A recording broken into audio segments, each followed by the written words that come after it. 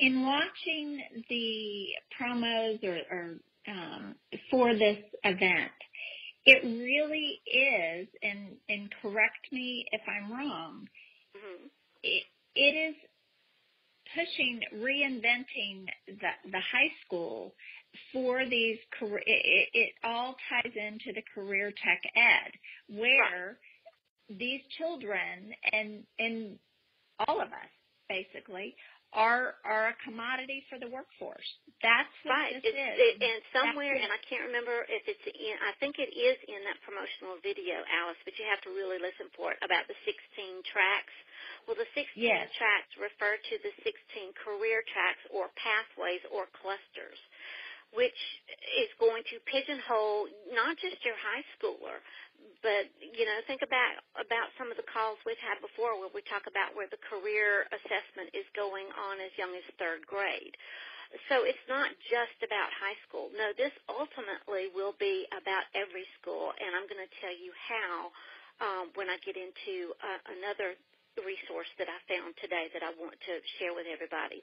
It's not I don't want to talk about the articles, but you've done a fantastic job of linking them on the archive so people can, at their leisure, go back and read all this particular stuff. What we need to know, since this started surfacing about 2015, is that here we are 2 years later, and we're 2 days away from a 4-wide network broadcast. And what I mean by 4-wide is you've got Fox, ABC, CBS, and NBC, which will be airing this particular broadcast on Friday evening. I think it is at 8 p.m. And the name of the broadcast is Super School Live.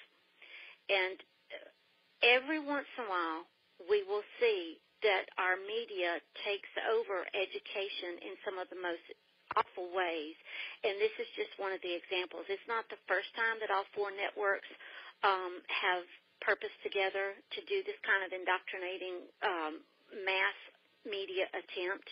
A couple of years ago, there was one that was aired, and even PBS got in on it, and it was all about pushing national graduation rates and things like that. But again, that is in some of the articles that you've linked with this archive. What I really feel we need to go into is the YouTube video that I found today that we really need to be focusing on, because these are things that are going to come up during this broadcast on Friday night, and we, as the warriors, have got to be prepared for what they're about to unleash on our nation. And did you send me that YouTube video so I can post it? Is it? Afternoon. Yeah, check your Facebook messages, and I think I said, we were going to talk about it tonight.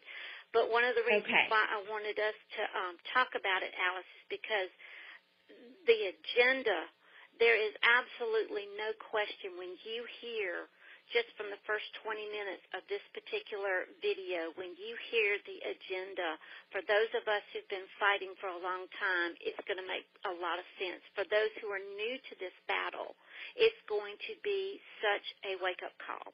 This particular video is called the Global Silicon Valley and Project XQ. Now, if Global Silicon Valley rings a bell with you, Alice, speak up, because I know it will. Yeah. Yes, it does.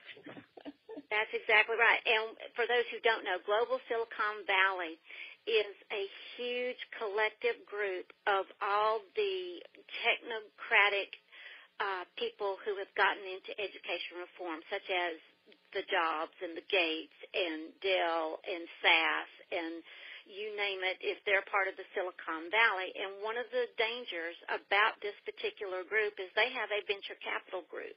And one of the strongest tenets that they have in their platform for the Global Silicon Valley venture project is to eliminate local school boards, which would eliminate local school control. And that's not just in one state, that's across the nation. So that's the name of this particular video. It's just over an hour, and it was recorded back in May of 2017. Now, Arizona State has partnered with this Global Silicon Valley for years, and this was from the conference that they gave in Salt Lake City. Now, here's a little side note. Betsy DeVos was also a guest speaker at this particular conference. So just throwing that out there, okay? Now, when you see this particular video, everyone, you're going to see the very short promo that Alice was mentioning. It's nothing but a bunch of hype. That's all it is.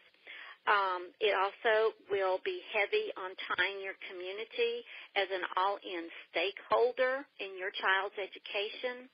And ladies and gentlemen, ESSA does a bang-up job of making that one of their mandates as well. So you're going to see a big result of this particular broadcast and the conversations that go with it being, how can I get my community to become a partner to sit in my classroom? Okay?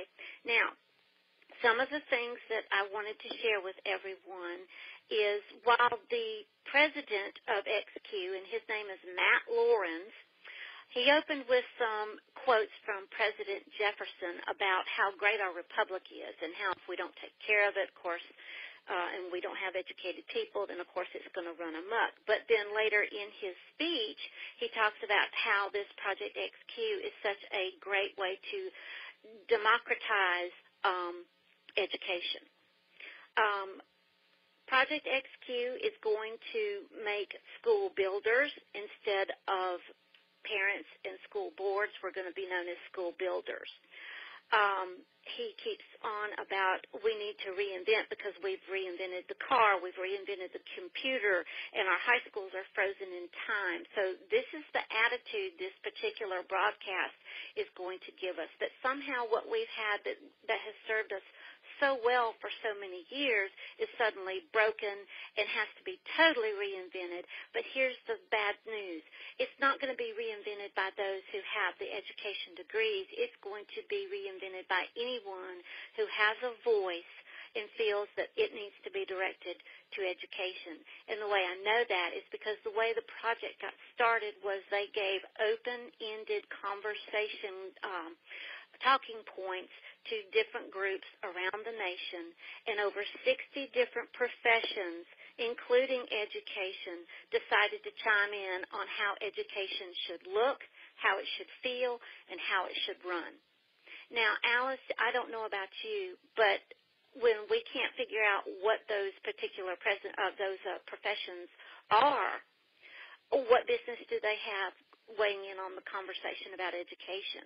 I mean, that's a big question. Nowhere in this video do they bring out what 60 professions were represented, but yet somehow their voice was big enough that not only do these people in Project XQ listen, they have created a contests, if you will, for schools to apply to win millions and millions of dollars to reform their schools. And our elected officials know about this, too. Oh, absolutely, and some of them are in on it. Now, I will tell you, at the 5:13 mark, and I don't know, I did not have time today to go and double-check this fact. The gentleman spoke it as a fact, but I'm not sure. He says that America literally invented public high schools, so why are we not the ones who are reinventing it? And his reasoning for reinventing high school, or Project XQs, if you will, because he was speaking for the project, is public high school has thus far so helped the American economy, both in the United States and globally, that we're idiots, basically, for not reinventing it now to help out our economy and the global economy as well. If that does not bring up your point from the opening about our children as commodities, I don't really know what else will. Let's see here. What else he said? Okay, he said that of those surveyed in those 60 professions and those parents and all these people weighing in on what education should look like, he said that the students were most unsatisfied. Well, excuse me, of course they're unsatisfied because look at what they've been getting for the past, 5 or 6 years. Common Core down their throats. So are the teachers. All right? Now, at the 6:21 mark, he goes on to say, and this is a quote, "It will take a movement to provide a high-quality education for every child. education which gives meaningful, career-inspired, democratic participation and sparks lifelong learning. Now, lifelong learning, as I've been able to expose along with others, is not an American-made Common Core phrase. It can be traced back to the United Nations and the Organization for Economic Cooperation and Development. Around 6:50, he's going to tell you that this Project XQ will literally reinvent the school day because there will be no start and no end. Alice, what happens when we go too hard, too long? Do we burn out? Right. Yes. Yeah, absolutely. And this is what we're going to do with our students and our teachers. We're going to have a day that no start and no end. Okay? Now, much less, and in addition to replacing the family. Oh, yeah, absolutely, because there will be no time for family. You're absolutely right. Around the 7:44 mark, you're going to hear him talk about the government, and this was such a plug for ESSA without ever saying it. He said the government is evolving back down to the state level so that we can become our own education heroes.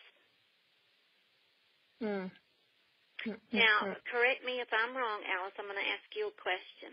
Has there not been enough evidence from those of us who've been researching to more than adequately prove that there is no local control in ESSA?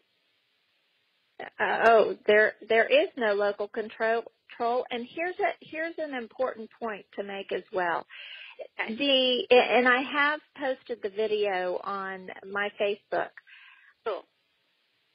The title of this video is How is Technology Helping Us Rethink the American High School? Right. If it is a software computer program that replaces the teacher and there is no beginning and no end to the education of our children using technology, parents and local school districts, local people have lost all control. Absolutely. All control. Because if the software program is teaching your child, and not teaching your child, but monitoring, assessing, and then doing interventions on your child to adapt your child's attitudes, values, beliefs, behaviors, and worldview. Right. There is no such thing as local control. No, there won't. Now, I'm going to give you 7 breakthroughs that were mentioned on this particular video as to why Project XQ is so excited about reinventing high schools. Are you ready? Now, if you're taking notes, don't try to write it all down in one setting. Go back and listen to this because this is just the first list that I have for you. All right, several breakthroughs in education which are fueling Project XQ. Number 1, are you ready, Alice? Brain science, because brain science has proven that we have to speed up learning. I'm not making fun of these, okay? I am telling you what is on that video. Number 2, growth mindsets, because students need to have better outcomes. Number 3, science of neuroplasticity, because all students can learn. Number 4, data analytics and personalized learning, because students can go much farther with technology than they can with humans. Number 5, digital tools, because they give us more ambitious pedagogies in teaching. Number 6, communities want education. Yes, they want technology in education. Yes, because after all, it's going to address the whole child, and the whole town can address the whole child learning. And the last one, there's a new arrangement of time and teachers, because after all, students in technology can do more. Now,